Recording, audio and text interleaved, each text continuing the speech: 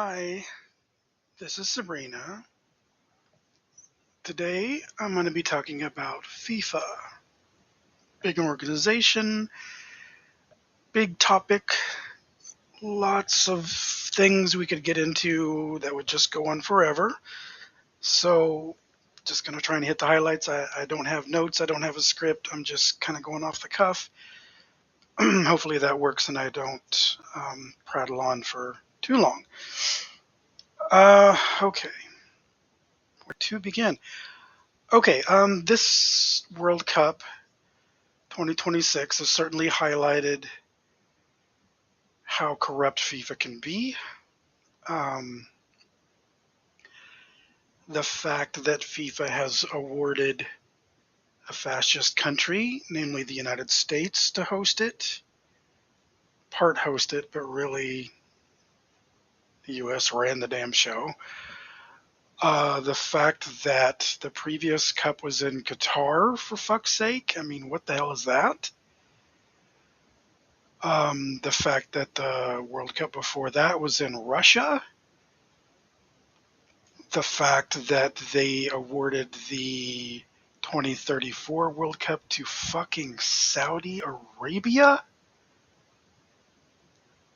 is just, I can only take so much.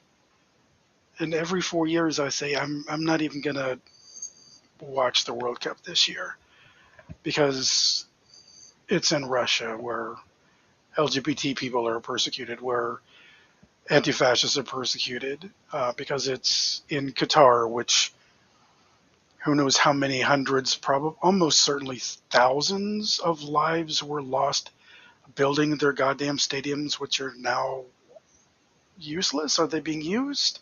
What could they possibly use it for? It's a teeny tiny country that is nothing but money.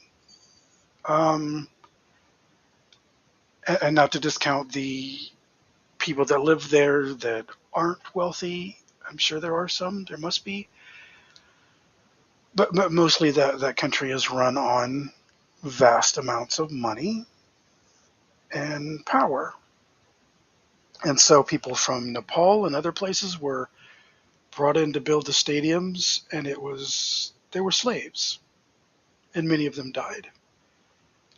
And then you're going to bring it to Saudi Arabia, where the human rights abuses are just overwhelming, inescapable, can't be glossed over, just so blatantly horrible.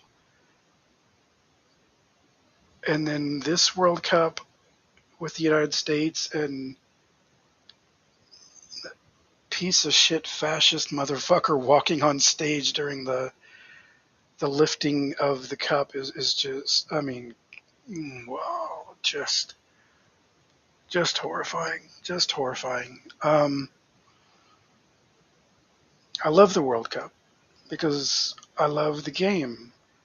I love to see it at its biggest and best, and with all the pomp and circumstance, and well, just to some degree. I mean, things like the halftime show at the final was ridiculous, um, and played into Argentina's hands. I mean, Spain spent the first half wearing Argentina down with their possession play, as they do, and then instead of 15 minutes for Argentina to recover, it's 25, 30 minutes. I think it was 30 minutes, which allowed them to recover more and get back into the game. This is not, the game has rules. It has rules that the teams play by, and you just threw that in the trash because it's Argentina. Give them more of a break. Sarcasm. So yeah, and you see Infantino sitting in the stands next to, and I know that's part of the deal.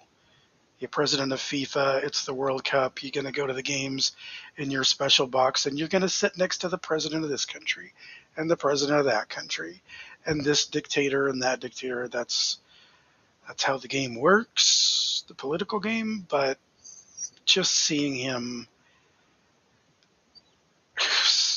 every other game was just made my blood boil. And then seeing his reaction to certain things, and some of it's rumors, but did he? What was that during the? Was that during the England game or the Egypt game? I can't remember now, but I think it was Egypt. Yeah, it was the Egypt game. That foul that happened 30 minutes before the goal was scored. I'm being sarcastic, but you know what I mean.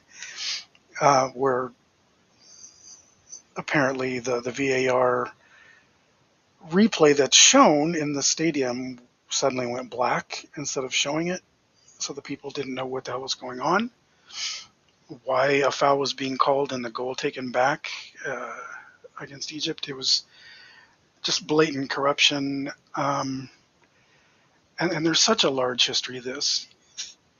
1934, 1938, the fucking Italian team throwing fascist salutes, Mussolini sitting in the stands.